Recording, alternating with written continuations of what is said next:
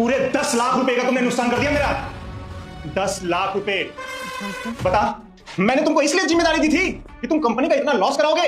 जेठ जी, आपकी हिम्मत कैसे हुई मेरे पति के ऊपर हाथ उठाने की? अरे हाथ नहीं उठाऊंगा तो करूंगा क्या?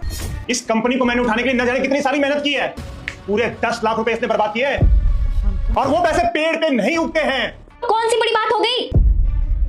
या फिर कौन सा पहाड़ टूट गया आपके ऊपर? अरे 10 लाख रुपए ही तो लॉस हुए हैं। ये कैसी बातें कर रही हो तुम? हमें दोनों भाइयों के बीच में नहीं आना चाहिए। और वैसे भी ये तुम्हारे जेठ जी हैं, तुमसे रिश्ते में भी बड़े हैं और उम्र में भी। थोड़ा तो बस कीजिए भाभी, आप तो हमेशा जेठ जी की साइड लेंगी ही ना। आपने ये नहीं देखा कि जेठ जी किस तरीके से मेरे पति के ऊपर हाथ उठाए, कितने बेरहमी से उनको थप्पड़ मारे। अरे उन्हें दर्द नहीं हुआ होगा या फिर उनकी कोई फीलिंग नहीं है?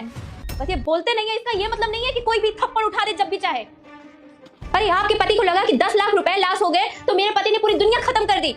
अरे भाई है ये लोग, लेकिन भाई के बाद ये मेरे पति भी हैं।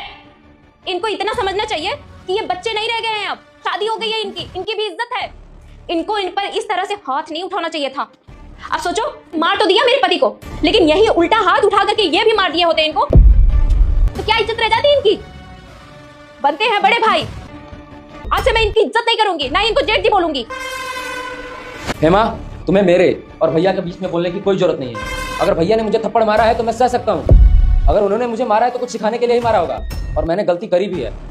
10 लाख का नुकसान किया है मैंने। एक काम करो, तुम अंदर जाओ। भैया से मैं बात कर रहा हूँ ना, तुम अंदर जाओ। मैं क्यों जाऊं अंदर? एक तो तुम्हारी मैं साइड ले रही हूँ, ऊपर से तुम मुझे अंदर जाने के लिए बोल रहे हो। तुम्हें दिखाई नहीं दिया कि तुम्हारे भाई ने तुम्हें जड़ के कैसे दिया एक थप्पड़? ये क्या मानते हैं तुम्हें? अपने हाथों की कठपुतली? ये तुम्हें अपने इशारों पे नचाना चाहते हैं क्या? सुबह उठो, उठ करके ऑफिस जाओ, इनका ऑफिस संभालो और जितने प्रॉफिट हो इनको दे दो। और कभी बाय द वे गलती से लॉस हो गया तो आकर के इनके हाथों से बोर भी खाओ। और इतना सब करने के बाद चीजों के लिए मेरे पति को इनसे पूछना पड़ता है। बस करो हेमा, कितना बोलोगी? कलेश करवाना चाहती हो क्या? लड़ाई करवाना चाहती हो घर में? बचपन के आज तक मैंने भैया को जितना नहीं बोला, उससे ज्यादा तो तुमने बोल दिया। मेरी जबान नहीं खुलती भैया के सामने और तुम इतना बोले जा रही हो। क्या चाहती हो तुम?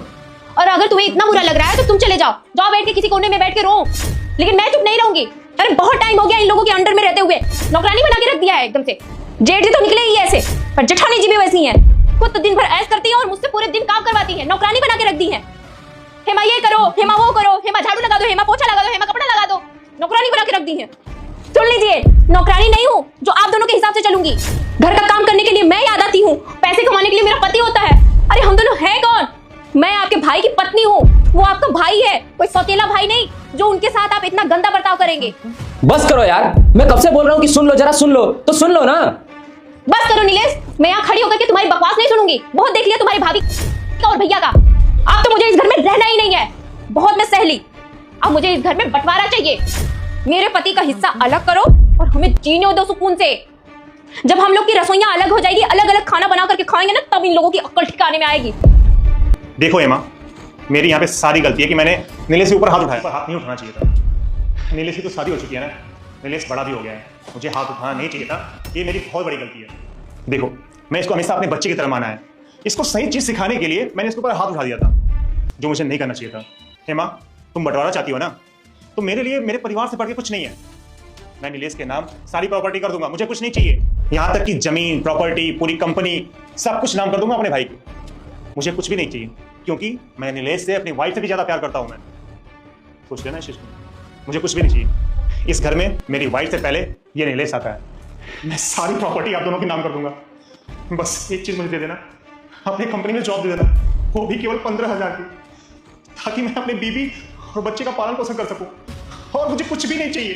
एक मिनट, अगर आपके भाई को प्रायश्चित है, उन्होंने गलती की है, आपके पैरों में पड़ के माफी मांगना चाहते हैं तो मांगने दीजिए माफी। माफी मांगने से कोई छोटा थोड़ी होता है, बड़े होते हैं। मांगो माफी। बात को समझो हेमा, औरत ही होती है जो घर को बनाती है और बिगाड़ती भी है, और तुम यहाँ पे घर को तोड़ने का काम कर रही हो। आज तक हमारे और भैया में न जाने कितनी बहस हुई, पर भाभी ने आज तक कभी भी बंटवारे का नाम नहीं लिया, और तुम यहाँ पे तोड़ रही हो घर को, बंटवारे का नाम ले रही हो। तुम्हें समझ आ रहा है कि तुम क्या बोल रही हो? और मैं तुम्हें समझा रहा हूं तो तुम मुझे पे चढ़ रही हो। मैं अगर बोल रहा हूं तो चुपचाप सुनो। शादी करके तुम अभी अभी आई हो, लेकिन तुम्हारे आने से पहले न जाने क्या क्या चीजें सिखाई मैंने भैया से। मैं भी जब ऑफिस जाता हूं तो भैया मुझे बॉस की हैसियत से समझाते हैं, सारी चीजें सिखाते हैं। तो क्या मैं उनकी 2-4 डांट नहीं सुन सकता हूँ, थप्पड़ नहीं खा सकता हूँ?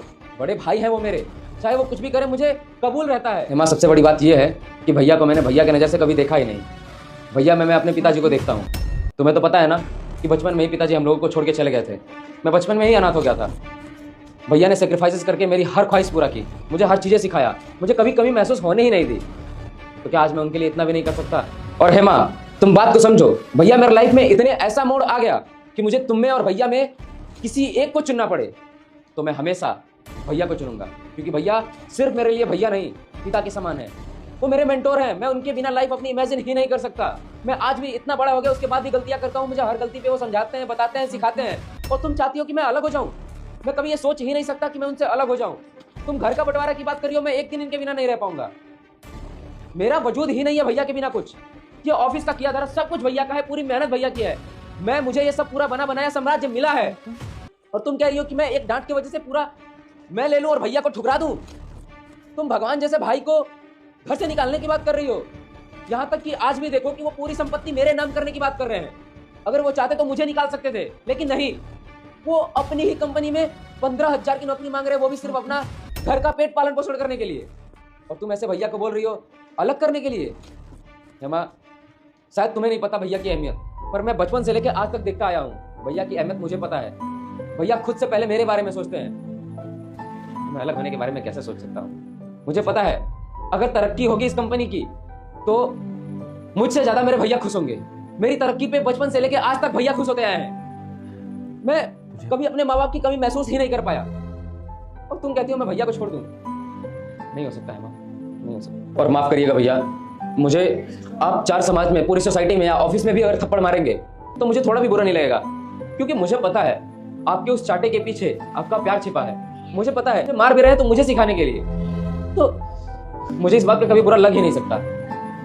और मैं आज हेमा ने जो भी किया इसके लिए बहुत शर्मिंदा हूँ। हो सके तो मुझे और हेमा को माफ कर दीजिएगा।